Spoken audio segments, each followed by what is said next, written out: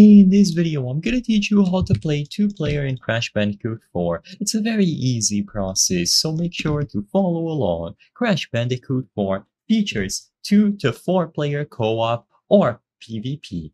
Keep in mind that you will only be able to do local gameplay.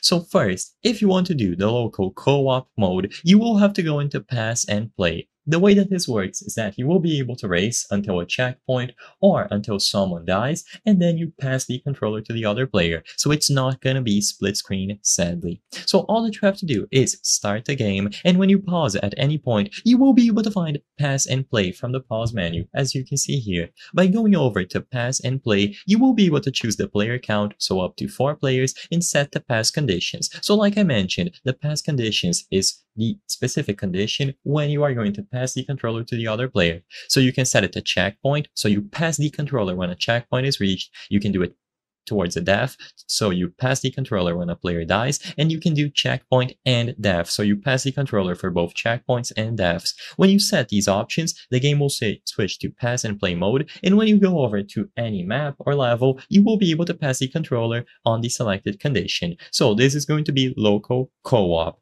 If you want to do PvP, then from the home screen of the game, all that you have to do is choose this secondary option, as you can see here.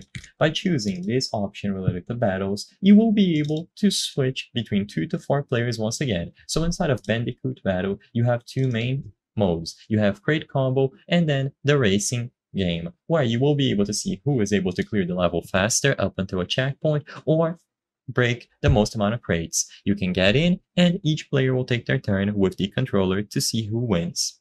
I hope I was able to help you on how to play 2-player on Crash Bandicoot 4. If this video helped you, please be sure to leave a like and subscribe for more very easy tips. Thank you for watching.